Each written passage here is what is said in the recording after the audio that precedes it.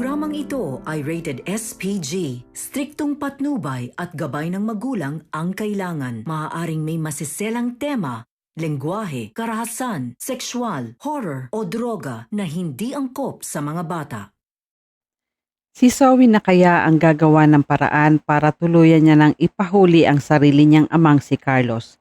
Mga kaganapan at dapat nating ambagan sa abot kamay na pangarap. Magandang araw, welcome to my channel. Please don't forget to like, comment, and click the bell button para lagi kayong updated sa aking mga videos. Itinuloy ni RJ ang naging usapan niya sa taong nanghingi ng ransom sa kanya kapalit ng kalayaan ni Annalyn. Dumating si RJ mag-isa sa lugar kung saan ang sinabing tagpuan nila. Sinigurado naman ni Gilbert na mag-isa lang si RJ, kaya inutusan niya si Gilbert na ilagay ni RJ ang pera sa ibabaw ng basurahan. Ikinagulat ni RJ ang biglang pagsulpot ni Carlos sa harapan niya. Hindi nagkamali ng hinala si RJ na si Carlos nga ang kausap niya na nanghihingi ng ransom para kay Annalyn. Pero itinanggi ni Carlos na hindi siya ang humingi ng ransom at hindi daw niya kailangan ang pera. Dahil ang importante lang kay Carlos ay ang mabura niya si RJ sa buhay ni Lynette para makuha ni Carlos si Lynette kay RJ. Tinutukan ng baril ni Carlos si RJ at dinala ito sa isang sulok. Tinanong ni Carlos si RJ kung may huling habilin siya bago niya tapusin ang buhay ni RJ. Hindi inakala ni Carlos na maaagaw sa kanya ni RJ ang baril na hawak niya dahil at least daw ngayon ay marunong nang mag-isip si RJ. Galit naman na nagsabi si RJ kay Carlos na ilabas niya na si Annalyn.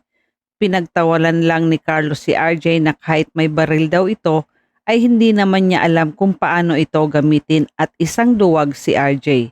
Kaya naman sinubukan ni Carlos na agawin ang baril kay RJ pero ito ang naging dahilan para barilin ni RJ si Carlos at tinamaan siya sa balikat. Agad na tumakas si Carlos habang si Gilbert nakakuha ng pagkakataon na kunin ang pera saka dali-daling umalis. Nasundan naman ni Doc Kim si RJ at agad niyang nakita ang kasabwat ni Carlos na lalaki. Kaya nilabanan niya ito at dahil sa galing ni Doc Kim na makipagsuntukan, natakot ang lalaki at tumakbo na lang itong papalayo. Nagkasalubong at nagkita si RJ at Doc Kim habang parehas nilang hinahabol si Carlos at ang kasabwat nito. Nagulat si RJ nang makita niya si Doc Kim kung ano ang ginagawa nito sa lugar. Nagalit si RJ kay Doc Kim dahil baka malagay pa sa kapahamakan ang buhay ni Annalyn sa ginawa nitong pagsunod sa kanya. Nagsabi si Doc Kim na nag-aalala lang siya para sa kaligtasan ni RJ at gusto niyang makasigurado na mailigtas nila si Annalyn. Ipinag-alala ni Doc Kim nang malaman niya kay RJ na set up ang ransom na nangyari, dahilan para hindi makuha si Annalyn. Pero naging mautak si RJ ngayon dahil may ginawa siyang paraan para matunto nila kung nasaan si Annalyn. Samantala, laking tuwa naman ni Gilbert nang makuha niya ang pera na walang kahirap-hirap.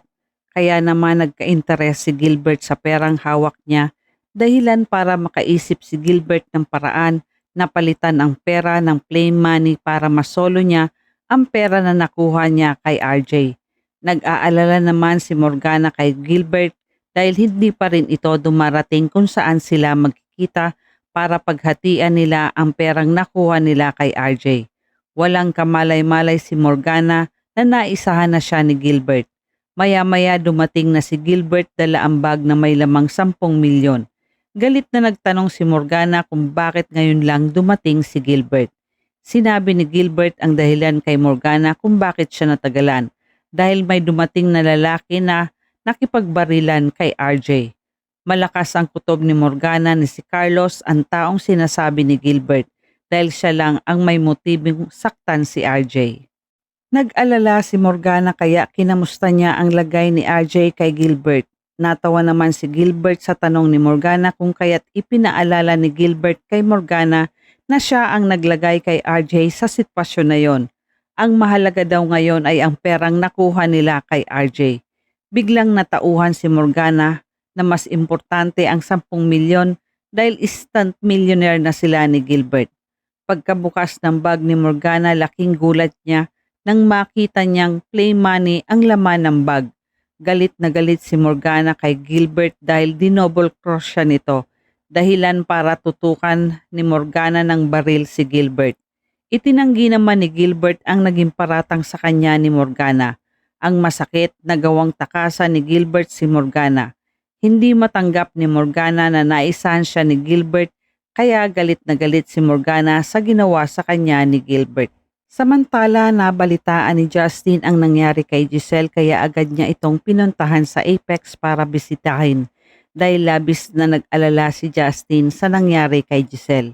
Natuwa si Giselle nang makita niya ang anak niyang si Justin. Humingi agad ng tawad si Justin sa mami niya sa mga nagawa niya dahil hindi daw niya kakayanin na mawala ang mami Giselle niya. Ganon din si Giselle, humingi din siya ng tawad sa anak niyang si Justin. Samantala sa parking kung nasaan si Morgana, galit na galit ito dahil sa ginawa sa kanya ni Gilbert. Hindi na malaya ni Morgana na nakita siya ni Justin habang hinahampas niya ang sasakyan niya at problemado ang mukha ni Morgana. Nilapitan at tinawag ni Justin si Morgana na Tita Moira. Napalingon naman si Morgana at nakita niya si Justin. Nagtatakang nagtanong si Justin kung bakit hinahampas ni Morgana ang sasakyan niya at kung ano ang problema niya.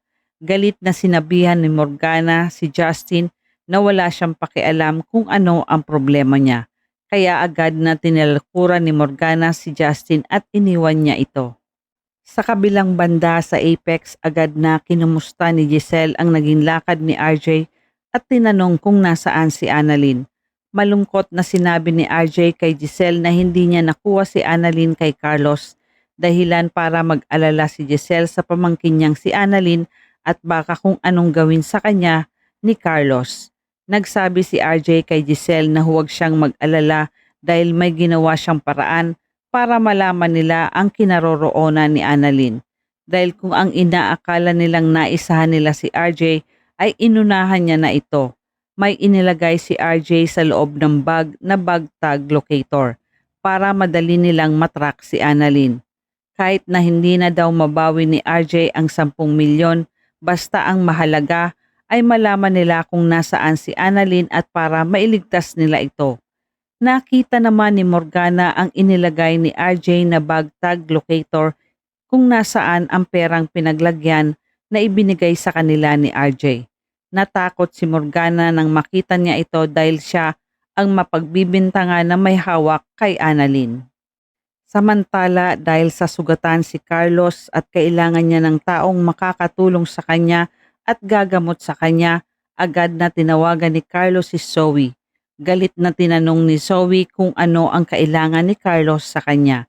Nagawa pang biruin ni Carlos si Zoe na anak niya talaga si Zoe dahil alam agad ni Zoe na may kailangan siya dito. Galit na tinanong ni Zoe si Carlos kung saan niya ito pupuntahan. Ano ang plano ni Zoe kay Carlos? Si Zoe na kaya ang mismong tatapos sa mga kasamaan ni Carlos? Malaman kaya ni RJ na si Morgana ang may pakana ng ransom? At yan ang ating pakaabangan dito lang sa Abot Kamay na Pangarap. Huwag bibitiw at huwag kalimutan mag-subscribe. Maraming salamat po and God bless.